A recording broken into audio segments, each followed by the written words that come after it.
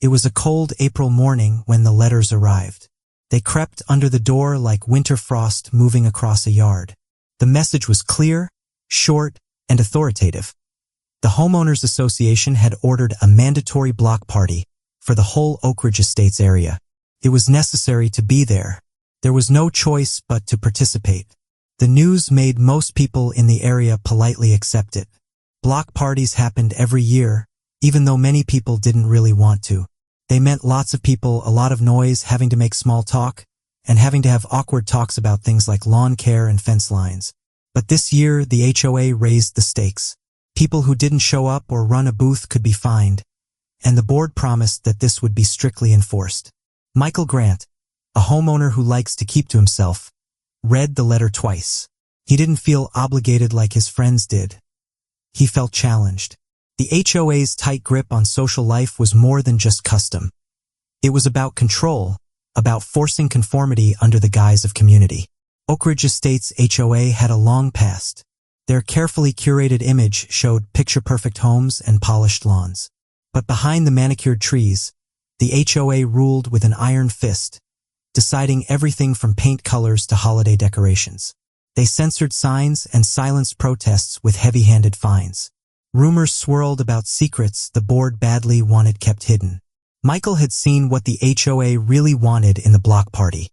A staged performance of unity carefully planned for the board's benefit.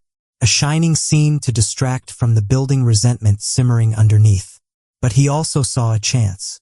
He chose to invite everyone the HOA didn't want at the party, the band, the disliked, the outspoken.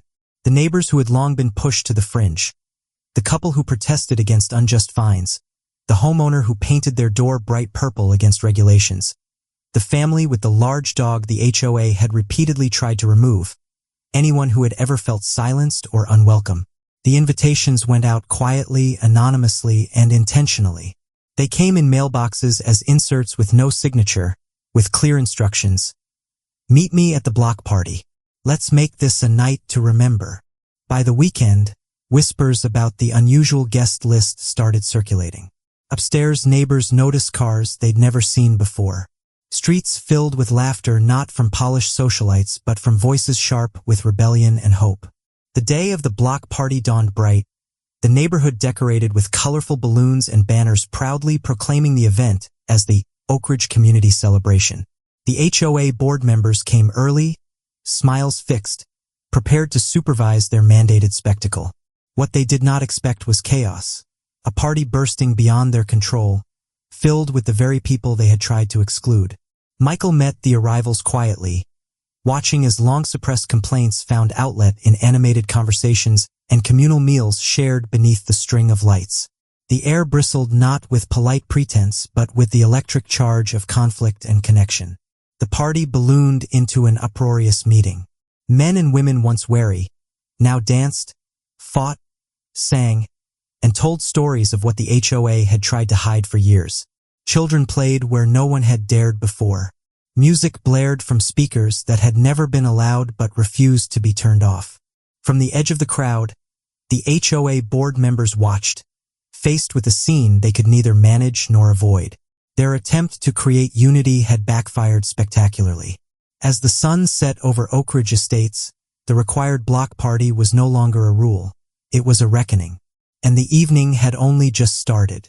The Oak Ridge Estates mandatory block party was meant to be an exercise in forced unity, a choreographed display of neighborly cooperation under the watchful eyes of the Homeowners Association.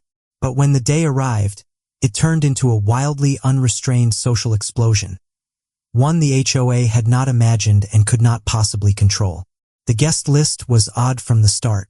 Michael Grant's invitations had quietly made their way through the community, inviting not just the normal polite crowd but the black sheep of Oak Ridge. Those who had been fined, censored, or sidelined by the HOA, people the board openly hated or wanted out of the neighborhood, showed up in force.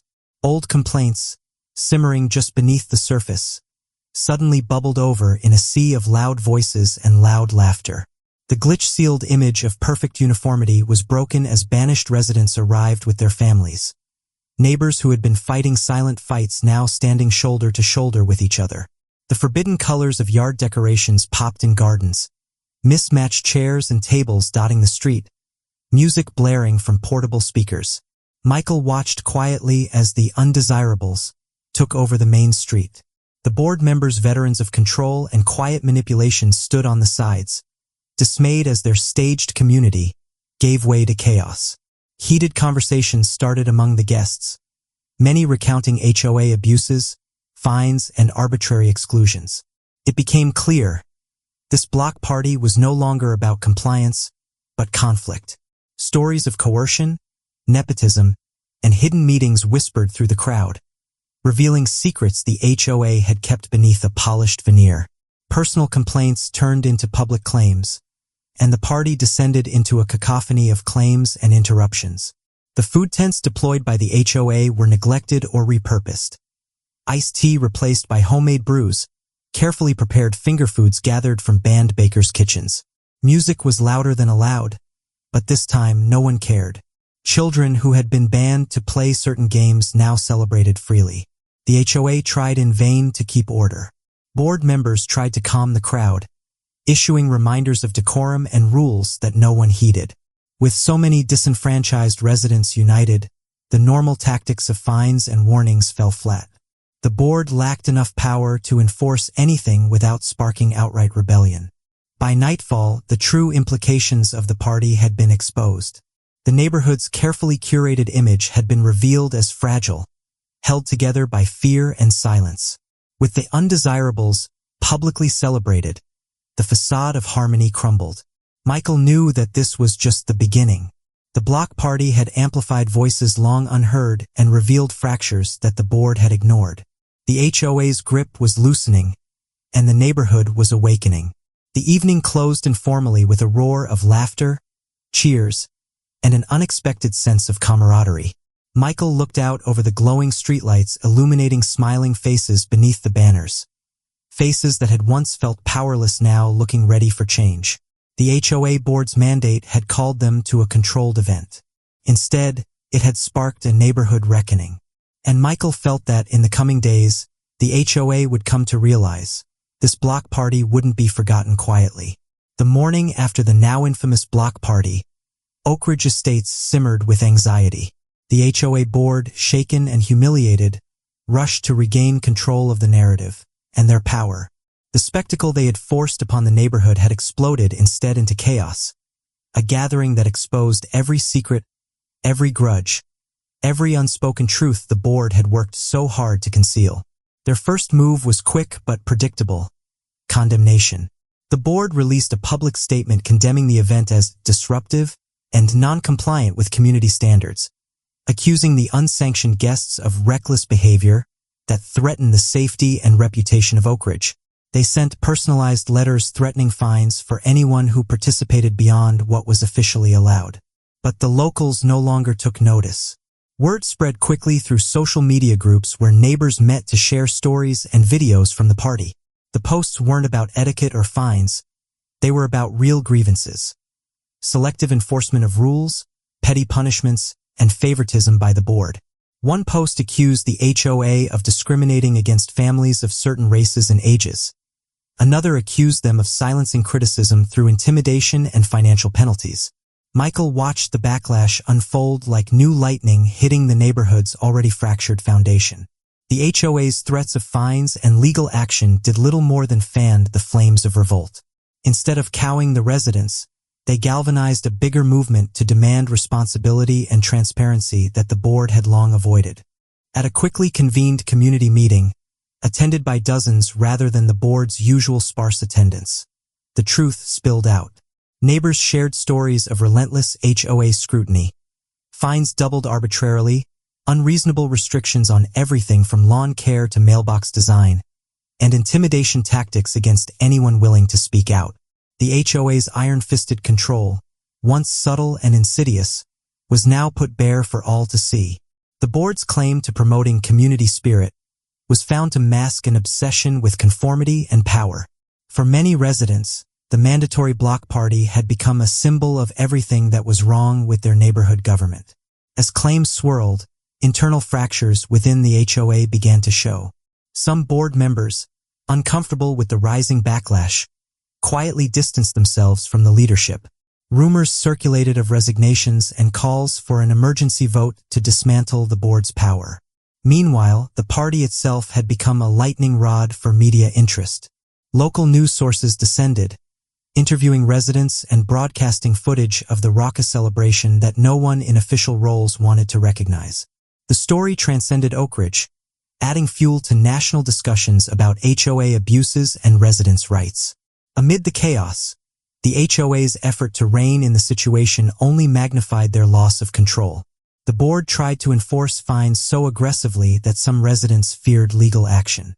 Neighborhood alliances formed, promising to fight any punitive steps that tried to silence dissent. Michael found himself at the center of it all, not by choice but necessity. His quiet act of asking the excluded had grown into a catalyst for change, whether he liked it or not. He began organizing informal neighborhood councils, helping neighbors understand their rights and how to react to unfair enforcement. Despite the bullying and threats from the HOA, the residents refused to back down. They had tasted freedom at the block party, sharing food, stories, and solidarity in ways the HOA could never control. Michael knew that the road ahead would not be easy. The HOA still held power to levy fines and control certain parts of the community legally. But the unity formed during the block party and the backlash had empowered Oak Ridge Oaks residents like never before. Change was coming slow, tense, but unavoidable. And the mandatory block party that was meant to enforce conformity had instead shattered the facade, revealing the cracks beneath.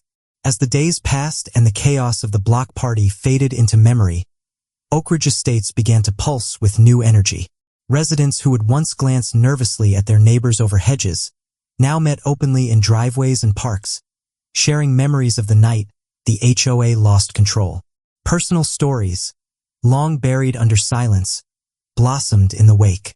The family whose door color was constantly critiqued started a mural in their backyard, asking children from throughout the neighborhood to paint their dreams.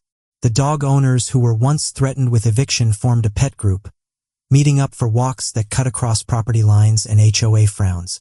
Loners and outsiders, used to moving quietly around board members, began offering help with gardens, repairs, and babysitting. It was as if something in the fabric of Oak Ridge Estates had changed, fear replaced with camaraderie, anger eclipsed by resilience. Every neighbor who had once felt unwelcome now found a place at community tables set up for Sunday brunches, block-wide movie nights, and pop-up yard sales. The same faces labeled troublemakers at formal meetings now organized food drives, tutoring sessions, and support groups for elderly residents. Amid the glow of this uprising, Michael Grant experienced the power of honest connection. His quiet call to the block party had been a spark, but the fire that followed was owned by everyone. The sense of belonging that had been missing for years now filled every street corner and every open window, replacing the cold rules of the HOA with warmth. But this new togetherness wasn't just about defiant celebrations or cozy get-togethers. It was also carefully focused. Residents, emboldened by discovery and solidarity, formed a grassroots committee committed to challenging the HOA's unchecked power. They pooled resources, studied state laws governing homeowners' rights, and solicited help from advocacy groups skilled in taking on rogue associations. Meetings filled with laughter and openness soon gave way to determined planning.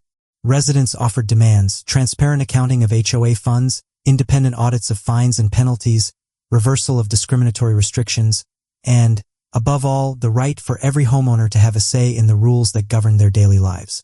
The HOA board, faced with unprecedented resistance, tried to restore order.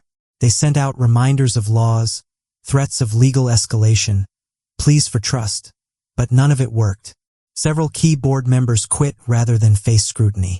Those who remained found themselves outnumbered at every meeting, overpowered by families, elders, and newcomers united in their quest for justice. Legal filings began, started by groups of residents against the board for overreach, selective enforcement, and abuse of power. The once obscure language in the HOA's founding papers was being put to the test, and every procedural loophole exploited by the board was now fodder for the neighborhood's reformers.